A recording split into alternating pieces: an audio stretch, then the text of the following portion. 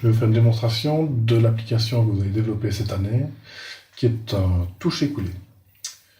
Au premier écran, il est possible de soit de se créer un compte, soit de se connecter. Alors, se créer un compte, ça n'a rien d'extraordinaire, simplement vous pouvez spécifier son login, son mot de passe et une adresse courriel, et on aura un compte qui sera enregistré dans le navigateur du client, et lorsque nous aurons accès au web service, ce compte pourra être synchronisé, pourra être sauvegardé sur le serveur. Ici, je vais me connecter avec un compte que j'ai déjà créé. Voilà. Alors, je me connecte.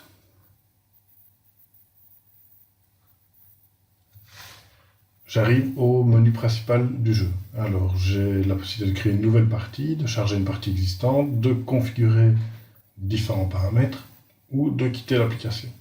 Je vais commencer par une nouvelle partie. Les différentes options que je peux faire, je peux définir une taille pour la grille. Alors, par défaut, le toucher-coller se joue avec une grille de 10 sur 10. Maintenant, voilà, si le joueur veut jouer avec une grille d'une autre taille, tout à fait possible de le faire. On a la possibilité de jouer soit contre l'ordinateur, et là, il n'y a pas besoin de connexion à Internet, pour autant qu'on aurait téléchargé évidemment tout le mini-site localement. Ou jouer contre un autre joueur, et là, ça passera par via une synchronisation via le serveur. Alors, ça, je vous ferai une démonstration par la suite. Ici, je me suis contenté d'une partie locale, ce qui va vous occuper pour les premières semaines, contre l'ordinateur. Je peux choisir un niveau de difficulté différent pour l'ordinateur. Alors, en facile, simplement, l'ordinateur va s'assurer de ne jamais tirer 2 fois sur la même case, histoire de ne pas gaspiller des coups. En difficulté normale, dès qu'il va détecter qu'il a touché un bateau, donc un de vos bateaux, il va s'acharner jusqu'à le couler avant de continuer sa recherche d'un autre bateau en tirant aléatoirement. Et en expert, il va, ici c'est une façon un peu sommaire de faire l'expert, c'est qu'il va tirer sur une case sur 2, manière d'un peu comme si vous tirez toutes les cases noires d'un échiquier, et dès qu'il touche un navire, s'acharner comme en mode normal jusqu'à le couler. Ensuite, j'ai l'option d'une variante pour les tirs. Alors, soit j'ai un tir par salve ou coup par coup. Alors, coup par coup, ça veut dire que je tire un coup et puis l'adversaire tire un coup, donc ça veut dire que je choisis une seule case, et ainsi de suite. Par salve, chaque joueur a droit à autant de coups qu'il lui reste de navires. Donc, si par exemple ici on commence avec 5 navires, vous avez droit à 5 coups, donc c'est 5 cases par tir. Et puis si vous perdez un navire, vous n'avez plus le droit qu'à sélectionner 4 cases, et ainsi de suite, jusqu'à ce qu'évidemment il ne vous reste plus de bateau. Ici je vais rester en salve, et on peut choisir la composition de la flotte. Donc on peut augmenter le nombre de contre-torpilleurs, sous-marins, croiseurs, navires bataille, porte-avions. J'ai ici la taille, c'est-à-dire le nombre de cases que chaque bateau occupe. Et ici, en fait, par défaut, ce sont les règles de base du toucher-coller. Maintenant, on pourrait avoir envie de changer la composition de la flotte. Quand j'ai modifié mes règles, je peux lancer la partie proprement dite, et là, je peux positionner la flotte. Alors, aléatoirement, l'ordinateur propose une disposition de navires. Donc là, il faudra toujours veiller. Donc, les navires peuvent se toucher, mais ils ne peuvent pas se superposer, bien entendu. J'ai la possibilité de changer aléatoirement pour que l'ordinateur me propose une autre position pour chacun des navires, ou je peux déplacer chacun d'entre eux indépendamment. Donc, par exemple, le porte-avions, si je voulais le mettre en J, en J2 jusqu'à J6, je sélectionne ici J2. Automatiquement, l'ordinateur détermine quelle est la position possible pour mettre le porte-avions. Ici, il me propose J6. Voilà, exactement. Il faut savoir ici que le petit système, pour se simplifier la vie, c'est qu'on donne en fait la position de la proue du navire, et automatiquement, l'ordinateur choisit la position possible pour la proue. Donc c'est un peu comme ça qu'on peut spécifier comment placer le bateau. Une fois que je suis OK avec ma flotte, à ce moment-là, je peux vraiment lancer la partie. Et je me retrouve sur cet écran-ci avec d'un côté mon plateau de jeu avec ma flotte. Et ici, la vue de la flotte ennemie, qui évidemment sous un brouillard de guerre, je ne sais pas exactement où se trouvent les bateaux. Donc c'est moi qui commence, c'est le joueur qui commence, donc je sélectionne autant de cases puisque je suis sur mode salve, donc je peux prendre 5 cases. Si j'en prends une sixième, ben, il oublie le premier choix, pour toujours garder que les 5 derniers. Et quand je suis OK, je clique sur le bouton ici pour faire feu. L'ordinateur tire en même temps, et donc je constate ici, je le rappelle des cases que j'ai sélectionnées, je vois que j'ai touché en E5, on le voit ici, et je vois ce que mon adversaire a fait comme tir, et je vois qu'il a touché mon porte-avions. Donc je vais continuer. Voilà, là j'ai coulé son sous-marin, donc il apparaît maintenant, et je vois ici que l'ordinateur commence à s'acharner sur mon porte-avions jusqu'à le couler. Donc il essaie de déterminer la direction et puis il va enchaîner les coups. Hop. J'y vais assez rapidement. Hop. Et donc là, ici, comme j'ai mon porte-avions écoulé, je n'ai plus que 4 coups. Hop.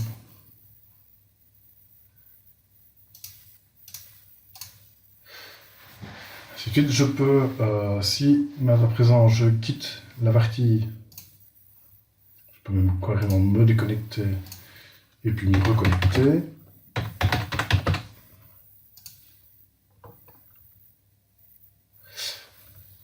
Je l'ai surchargé et je peux voir ici que je peux charger une partie, la partie en cours. Si je veux recommencer une nouvelle partie, je ne sais pas la lancer. Pourquoi? Parce que je peux seulement jouer contre un autre joueur. Pourquoi? Parce que pour simplifier de nouveau aussi la gestion des données, on ne peut entamer qu'une seule partie à la fois contre l'ordinateur, pour un même joueur en tout cas. Donc, je peux relancer ma partie et continuer à la poursuivre. Donc, je vais... Hop. Continuer la partie.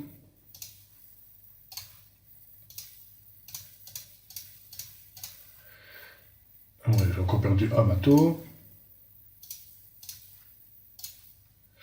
Là, j'ai son porte-avions. On a encore trouvé un autre ici.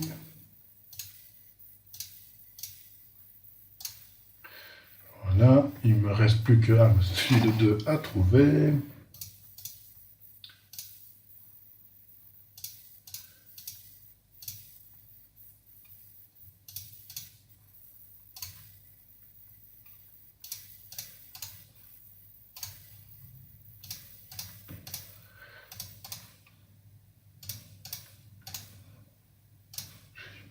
J'ai vite.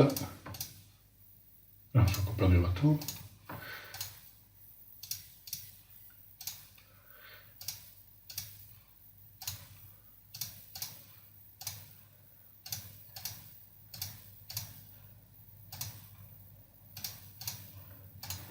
Ah, voilà, je vais le trouver.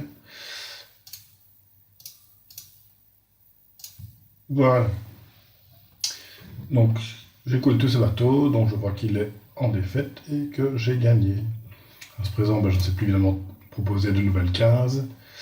Je ne peux plus abandonner la partie non plus. Je peux juste quitter et à ce moment-ci, je peux recommencer une nouvelle partie si je le désire. Donc, si jamais je rafraîchis la page, je reviens au menu et là je peux également de nouveau recharger ma partie et la poursuivre.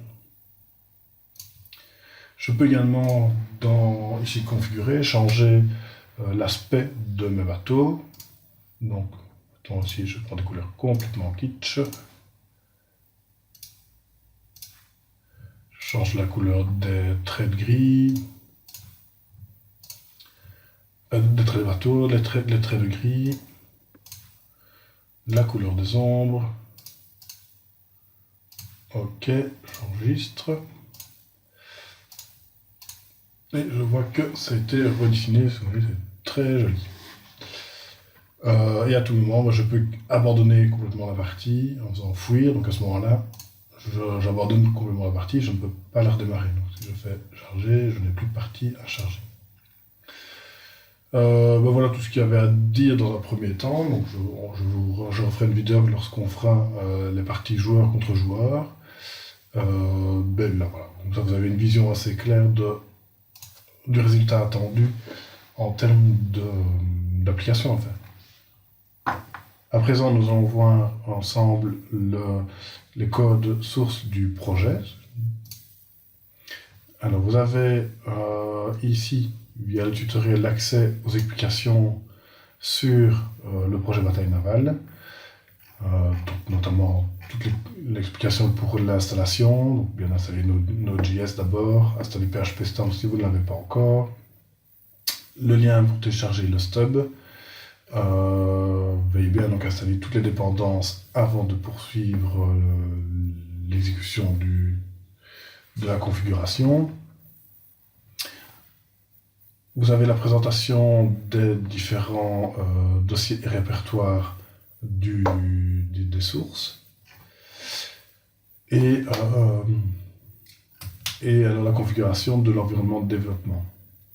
Donc, pour que ce soit plus clair, donc, il faut bien comprendre qu'on va travailler, nous, avec l'ECMAScript version 8, qui n'est pas nécessairement toutes les fonctionnalités, toutes les mises à jour apportées par ES8 ne sont pas nécessairement interprétées correctement par Node, et certainement encore moins par les navigateurs. Donc c'est pour ça qu'il faut convertir cette version-là en une version plus ancienne et aussi compatible avec les navigateurs. Et donc pour ça, on va utiliser Babel. Alors Babel, comment est-ce qu'il va travailler? Dans les settings, dans Tools, dans File Watcher. Donc normalement, c'est déjà configuré dans le stub, mais il est possible qu'il faille un peu vérifier les paramètres en fonction de la configuration de votre propre ordinateur. Donc vous devrez voir apparaître en tout cas cet observateur de fichier Babel. On clique sur le petit crayon pour l'éditer. Et je vois ici le répertoire d'installation de Babel. Voilà, ça c'est un paramètre qu'il faudra vérifier si ça correspond bien à l'installation sur votre machine, bien entendu. Pour ceux qui travaillent sous Mac, attention que c'est babel.cmd qu'il faudra prendre, pas Babel tout court. Donc vous avez simplement ça à changer. Donc attention de ne pas cocher cette option-ci, sinon dès que vous avez modifié un fichier, vous êtes en train de taper, il va commencer à vouloir le transformer. Donc vous allez avoir des grosses lenteurs dans votre manière de travailler. Donc c'est mieux qu'il ne s'enclenche qu'au moment où vous sauvez vous-même le fichier et qu'il lance la conversion. Je vois ici dans Scope, donc ça normalement ça devrait être bon chez vous, puisque c'est un chemin relatif. Je vois en fait qu'il va observer uniquement le contenu du répertoire JS et de tous les sous-répertoires. Donc tout fichier JavaScript que vous allez mettre là-dedans sera transformé et présenté de manière sur une ancienne version d'ECMAScript dans dist. Ça va? Si jamais quand vous allez démarrer le projet, dist sera vide. Si jamais vous avez le moindre souci, vous le récupérez de vos sauvegardes sur Git et vous repartez de zéro, le répertoire dist sera également forcément vide. Il faut alors régénérer chaque fichier ici de ce répertoire-ci dans dist. Donc comment faire? Vous éditez simplement un fichier en ajoutant un simple espace vous sauvez, et il va de lui-même essayer de retrouver les fichiers qui n'existent pas dans dist. Maintenant, il ne les prend jamais tous, il prend toujours un sous-ensemble. Donc à vous de veiller, est-ce que chaque fichier présent ici dans JS existe bien dans le répertoire dist? Sinon, vous éditez des fichiers qui manquent, vous ajoutez un simple espace, vous sauvez, et il va de nouveau générer le fichier. Ça va? Une fois que la version des tous les fichiers existe, vous n'aurez plus trop de soucis, puisque seuls les fichiers que vous allez modifier, sur lesquels vous travaillez, seront régénérés directement par le File Watcher. Donc ça, vous n'aurez plus de soucis. C'est vraiment au cas où vous repartez d'un projet avec disque complètement vide, où là, il faut être un peu plus attentif pour être sûr que tous les fichiers ont bien été régénérés. Alors, une fois que ceci est fait, donc, on obtient bien dans le répertoire dist la version convertie de toutes nos sources. Maintenant, ce n'est pas le seul traitement qui va avoir lieu. Donc, dans lib, je vais avoir besoin de générer un seul fichier JavaScript qui va contenir l'ensemble de toutes les sources de mon programme. Et ça va être généré par gulp, qui va simplement concaténer tout le contenu des fichiers ici dist. Donc, je le vois ici dans le gulp file, donc ce fichier vous l'avez déjà, normalement vous ne devriez pas y toucher, où il va convertir le contenu de mon application en partant du fichier principal, donc app qui va appeler les autres fichiers de proche en proche, les transformer dans une version compatible pour les navigateurs, et puis ils vont être concaténés dans le fichier battleship.js, donc qui contiendra toujours la dernière version à jour de toute votre application. Et c'est ce fichier battleship.js qui lui-même inclus ici dans la page de votre site. Comme ça, il n'y a qu'un seul que ça apporte à faire. Alors gulp, comment est-ce que ça fonctionne? Vous avez ici dans les configurations, donc normalement ça aussi ça fait partie du stub. Maintenant vérifiez s'il a bien retrouvé le chemin local vers le fichier gulp-file.js, sinon vous allez vous le respécifier. Et alors une fois que ceci est fait, chaque fois que vous allez faire ici play, lancer cette conversion, il va régénérer le fichier battleship.js. Donc ça, bien penser à le faire chaque fois que vous allez modifier vos sources, et avant de retester votre application, bien veiller à relancer gulp. Pour tester maintenant toutes les classes du domaine, donc ça c'est ce qui va vous occuper pendant ces 2-3 semaines ici, ce sera de programmer donc toutes les classes ici du domaine, et c'est évidemment bien de les tester. Vous allez faire tous vos tests unitaires avec Jest. Donc, comme j'ai expliqué ici dans la présentation, vous avez le rappel de configuration de Jest, et vous avez également ici le lien directement vers la documentation officielle de Jest. Alors, ce qui est surtout intéressant, c'est de regarder l'API pour expect. Donc là, vous allez voir toutes les fonctions que vous pouvez utiliser pour vérifier si une expression contient bien la valeur attendue. En gros, c'est un peu comme les asserts que vous utilisez en Java, sauf que vous avez toute une variante.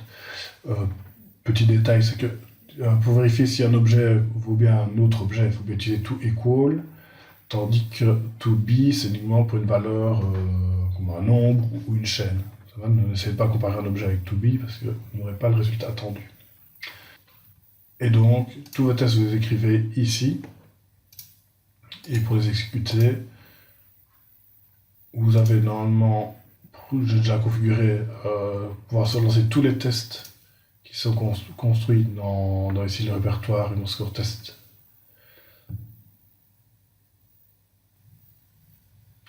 Et voilà. Tous les tests sont passés. Et finalement, ils ont tous réussi. En cas d'erreur, vous aurez le détail de l'erreur, vous aurez la possibilité de corriger ce qui ne va pas. Vous pouvez bien entendu, pour tous ces tests-là, aussi les lancer en mode debug et mettre des points d'arrêt, ce qui vous permet de retrouver plus facilement votre erreur.